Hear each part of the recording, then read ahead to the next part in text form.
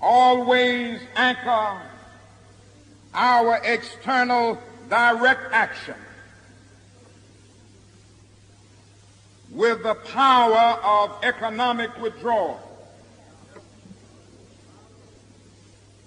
Now, we are poor people. Individually, we are poor when you compare us with white society in America. We are poor. Never stop and forget that collectively, that means all of us together, collectively we are richer than all the nations in the world with the exception of 9. Did you ever think about that? After you leave the United States, Soviet Russia, Great Britain, West Germany, France, and I can name others, the American Negro collectively is richer than most nations of the world. We have an annual income of more than $30 billion a year, which is more than all of the exports of the United States and more than the national budget of Canada. Did you know that? That's power right there if we know how to pool it.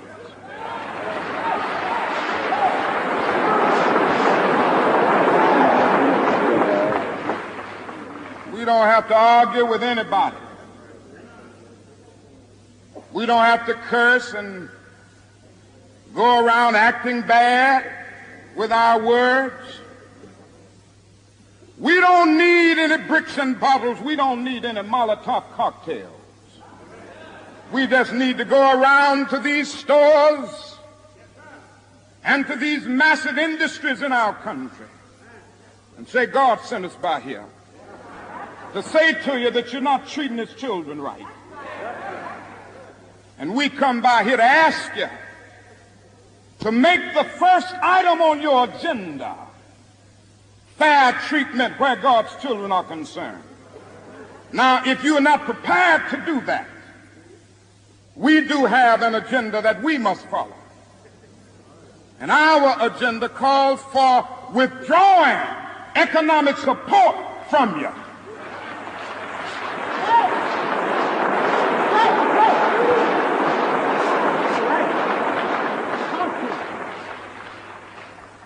So as a result of this, we're asking you tonight to go out and tell your neighbors not to buy Coca-Cola in Memphis.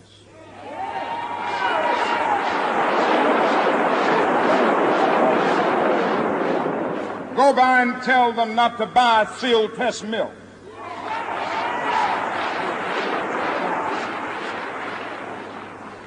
Tell them not to buy, what is the other bread? Wonder Bread. And what is the other bread come to Jesse? Tell them not to buy Hart's bread.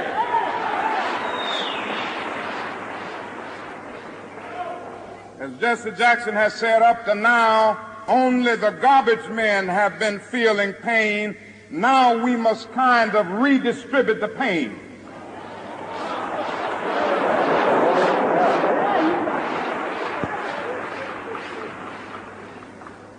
We are choosing these companies because they have been fair in their hiring policies, and we are choosing them because they can begin the process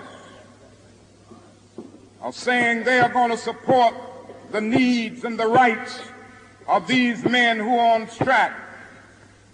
And then they can move on downtown and tell Mayor Loeb to do what is right.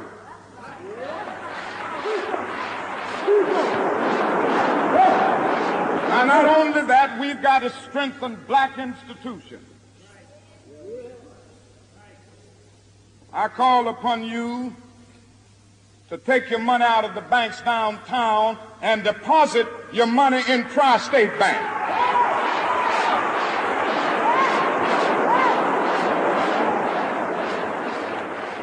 We want a bank-in movement in Memphis. Go by the Savings and Loan Association.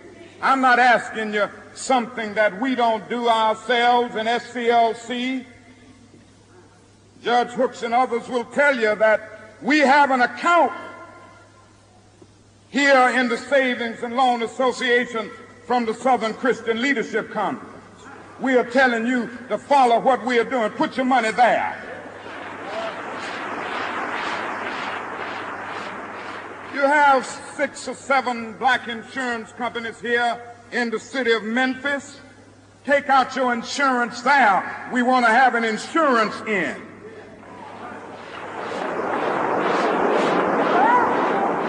Now, these are some practical things that we can do. We begin the process of building a greater economic base, and at the same time, we are putting pressure where it really hurts. I ask you to follow through here. Now let me say, as I move to my conclusion, that we've got to give ourselves to this struggle until the end. Nothing would be more tragic than to stop at this point in Memphis. We got to see it through.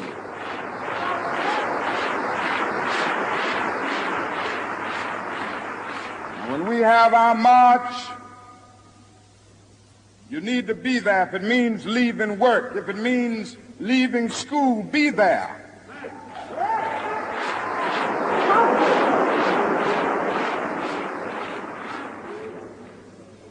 Be concerned about your brother. You may not be on strike,